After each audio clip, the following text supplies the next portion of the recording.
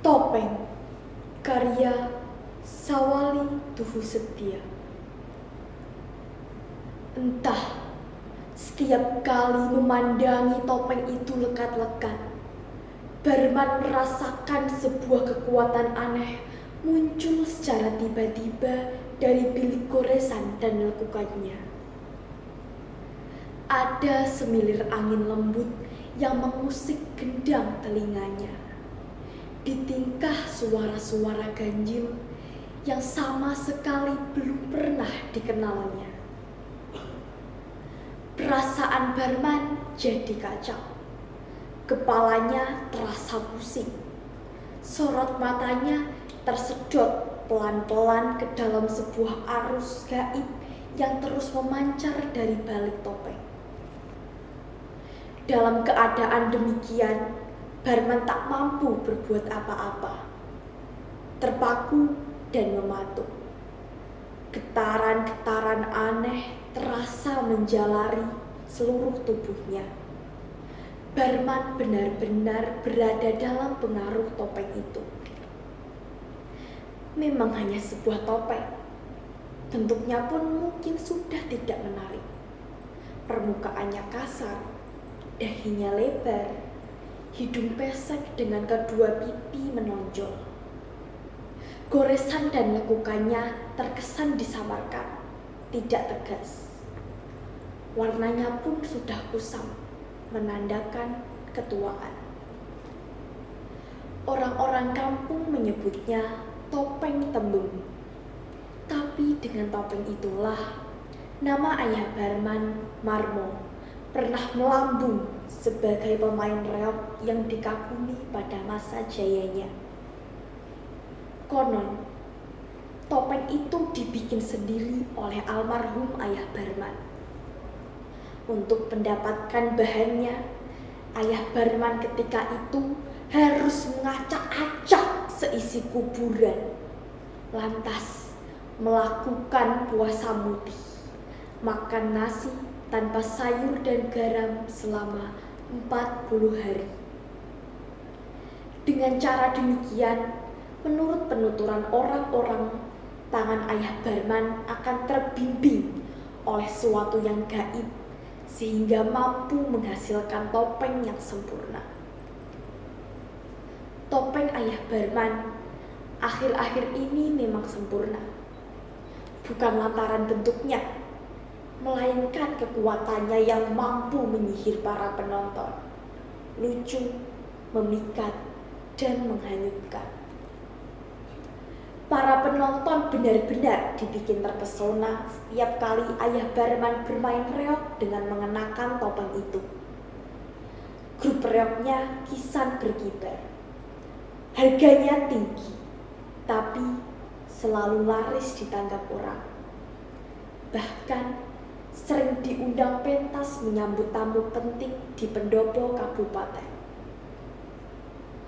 Bila mengenakan topeng itu, ayah Barman benar-benar menjelma menjadi tembung. Badut kocak yang mampu mengocok perut penonton lewat gerakan-gerakannya yang sulit dan mustahil, indah dan atraktif. Tarian-tariannya menyatu dan hanyut bersama irama gamelan dan trompet reog yang khas. Para penonton berdecak kagum. Begitu sempurnanya ayah Barman dalam memainkan topeng tembung. Sampai-sampai para pengagumnya memanggilnya dengan sebutan Marmo Tembung. Dan ayah Barman merasa bangga dengan panggilan itu. Namun, rupanya ayah Barman belum siap untuk menjadi pemain reog yang menyandang nama besar. Uang hasil pentasnya sering dihambur-hamburkan untuk memanjakan perempuan nakal dan memelihara gundik. Bahkan sering ludes di meja judi. Rezekinya jarang nyantol di rumah. Seiring dengan itu, seni reog mulai tergusur oleh berbagai hiburan modern yang terus bermunculan. Jarang, lebih tepatnya langka orang yang mau menanggap reog lagi. Pelan-pelan, nama Marmo Tembem pun semakin tenggelam oleh arus zaman yang gencar menawarkan perubahan-perubahan. Hingga meninggal, Marmo Tembem tak meninggalkan warisan secuil pun. Satu-satunya harta peninggalan yakni sepetak sawah yang dibeli saat jayanya sudah jatuh ke tangan Mak Karni, istri simpanannya yang berakal bulus. Barman masih terpaku dan mematung di depan topeng Tembem. Tiba-tiba saja muncul hasratnya untuk mencoba mengenakannya. Tapi setiap kali jari-jarinya menyentuh permukaannya yang kasar, kekuatan aneh yang muncul dari balik topeng itu semakin dahsyat menyedot kekuatannya. Barman menyurutkan langkah ke belakang. Sepasang bola matanya mendelik. Keringat dingin meleleh di sekujur tubuhnya. Barman mengejar dahsyat ketika menatap sepasang mata topeng itu membelalak lebar dan bergerak-gerak. "Ada apa, Kang?" tanya Sarito, istrinya yang tampak seperti perempuan yang baru kejatuhan cicak. Coba topeng itu, Tem," sahut Barman cemas. "Memangnya kenapa?" "Matanya."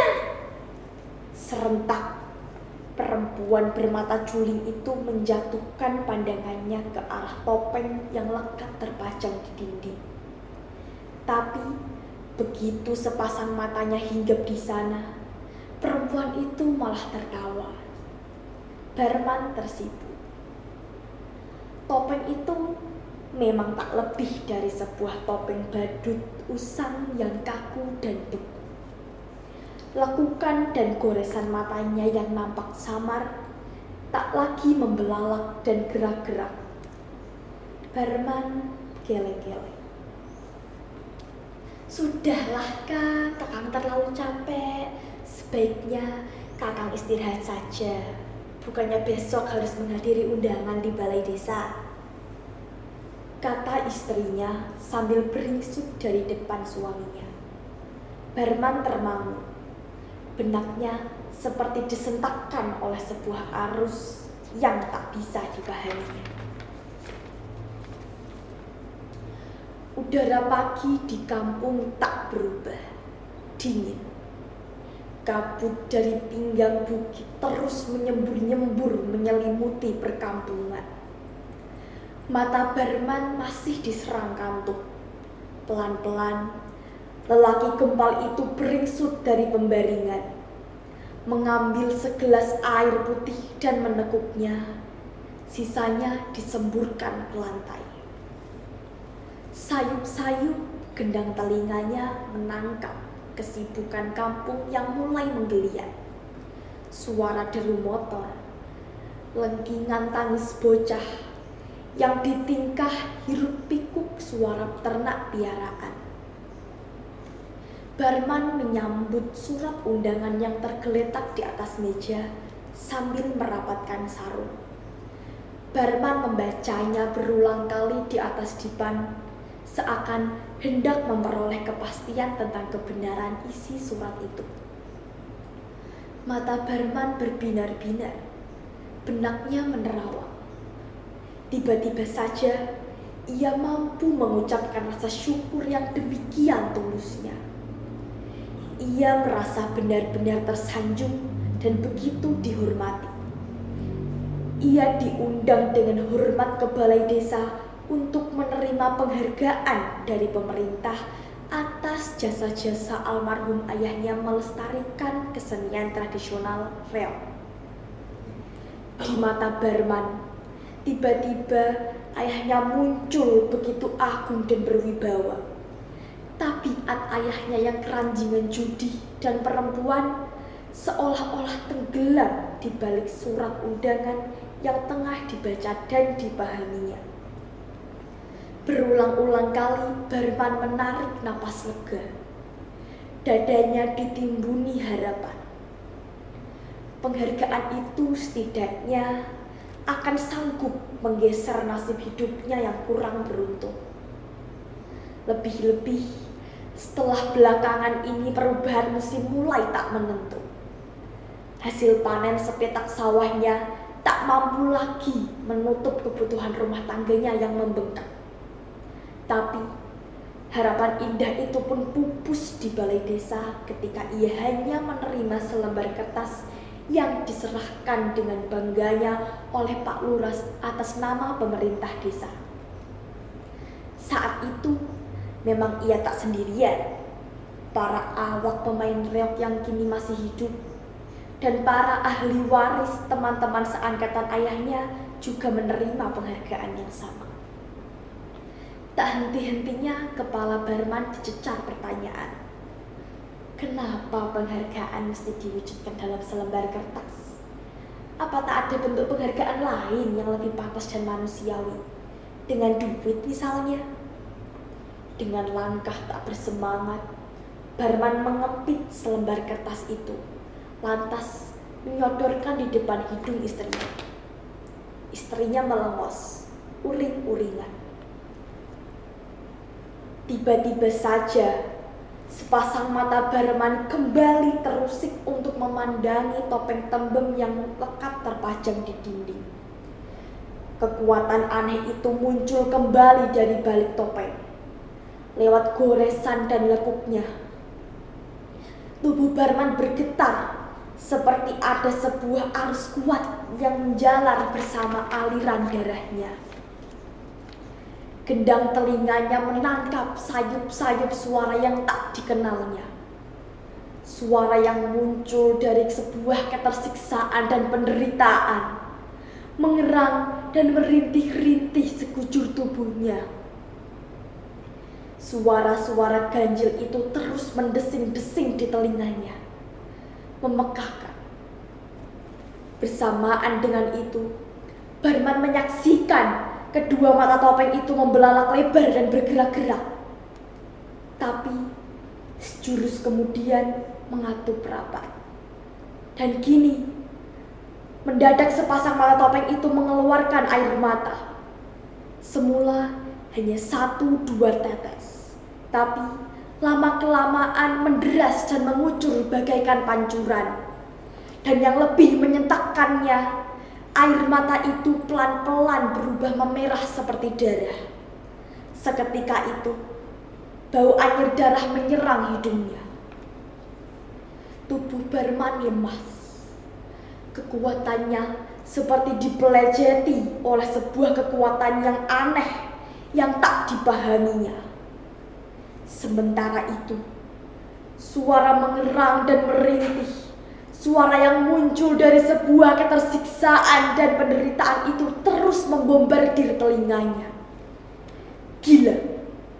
Secara tiba-tiba pula, topeng itu terlepas dari dinding, seperti melesatkan anak panah dari busur.